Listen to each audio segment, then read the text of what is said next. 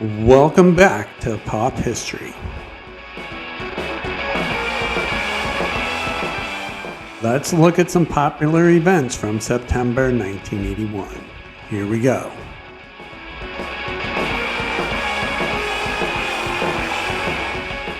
On September 4th, the U.S. Department of Agriculture issued proposed new nutritional requirements for federally subsidized school lunches.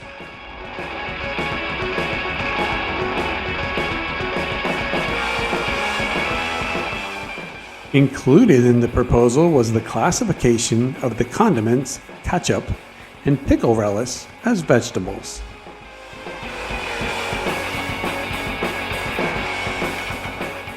After a story in the Washington Post questioned ketchup as a vegetable, the USDA withdrew the proposal.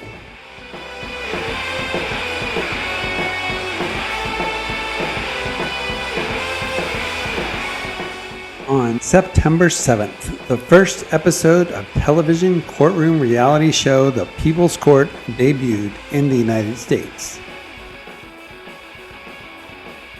The cases on the show were real, small claims court cases, presided over by retired Los Angeles Superior Court Judge Joseph A. Wapner.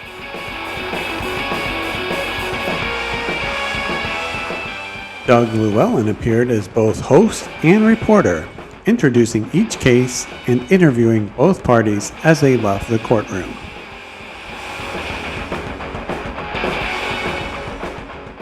The People's Court has continued its run today, airing for over 37 overall seasons.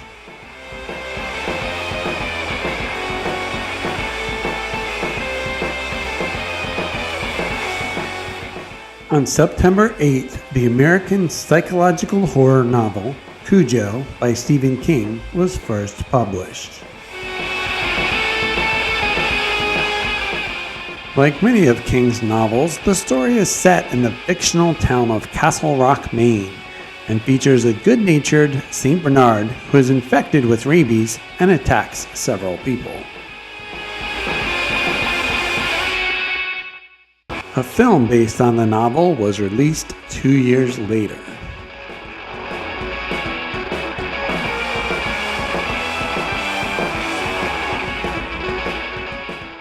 On September 12th, the Saturday morning animated fantasy comedy children's television series The Smurfs debuted on NBC.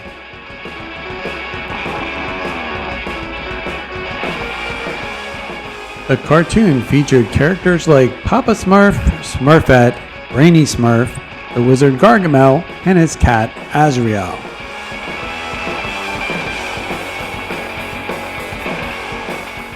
The series became one of the longest-running Saturday morning cartoons in television history.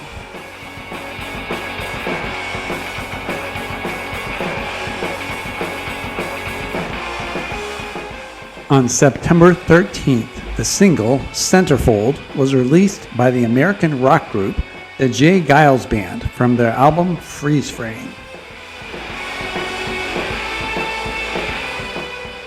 The song is about a man who finds his high school crush featured as the centerfold in a men's magazine.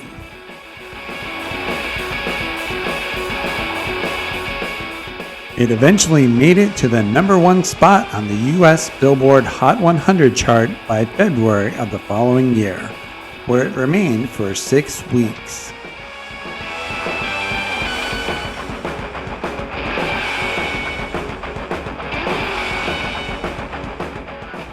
On September 14th, the broadcast news magazine Entertainment Tonight made its debut. A 30-minute show hosted by Lisa Gibbons, Rob Weller, Mary Hart, and John Tesh mostly covered news about the latest movies, music, and television releases. A 1-hour weekend edition called Entertainment This Week replayed entertainment news from the previous week.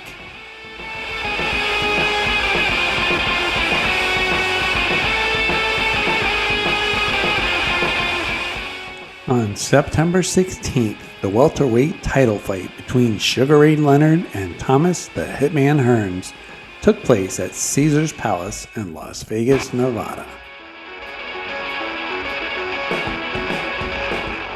Promoted as the Showdown, the fight was scheduled for 15 rounds, with the winner taking both the WBA and the WBC welterweight titles.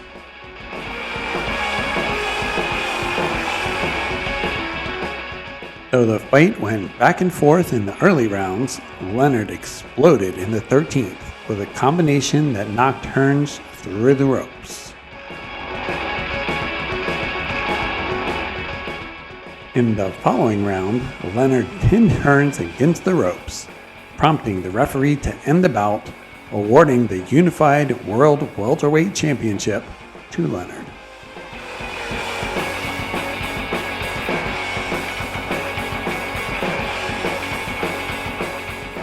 On September 19th, Paul Simon and Art Garfunkel reunited for a free concert in New York's Central Park in front of a crowd of approximately 500,000 fans.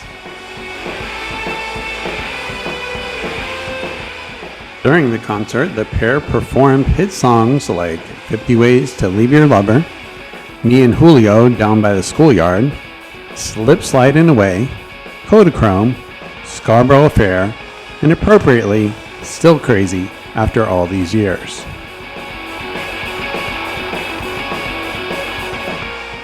Paul Simon also debuted his tribute to John Lennon, the late great Johnny Ace.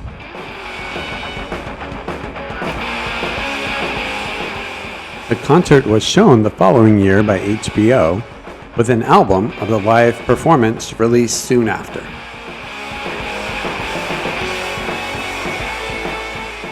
Though they had performed together several times after their 1970 breakup, the concert in Central Park was the first time the pair had reunited for a full show. The duo went on to spend the next 2 years touring both North America and Europe.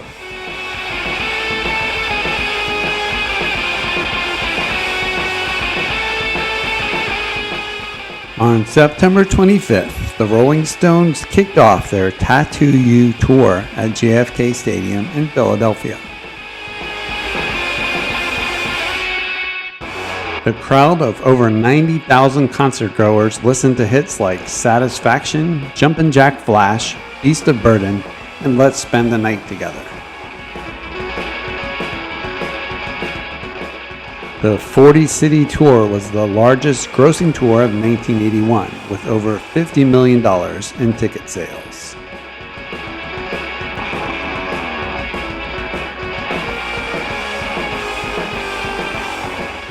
Also on September 25th, the British historical sports drama film Chariots of Fire was released in the United States.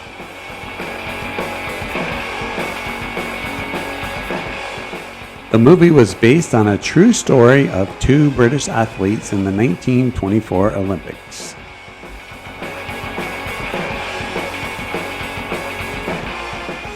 The movie later won 4 Academy Awards, including for Best Picture.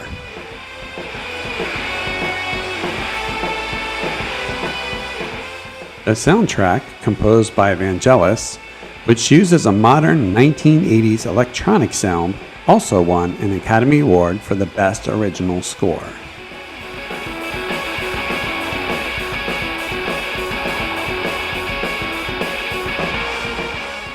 On September 28th, Olivia Newton-John released the single Physical from the album bearing the same name.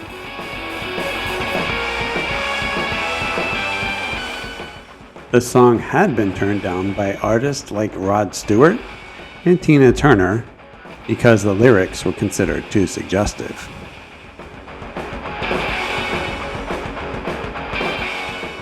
The music video was even more controversial and was banned in some US markets and censored overseas.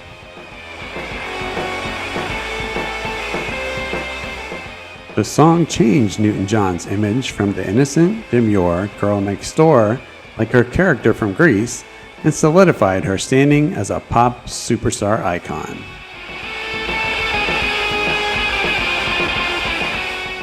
Billboard magazine later named Physical as the sexiest song of all time.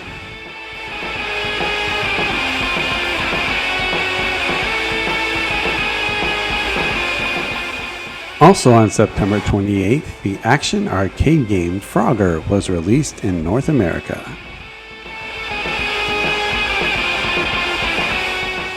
Frogger was so popular it spawned sequels as well as several copies like Ribbit, Hopper, and Preppy.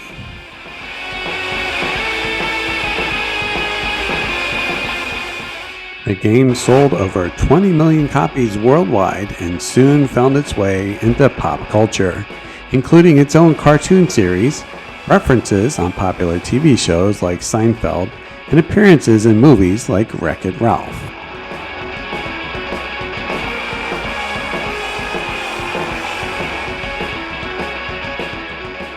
That wraps up our look at pop history from September 1981. Keep an eye out for our next videos coming soon. For now, as always, thank you for watching and joining us in this stroll through our memories from 1981.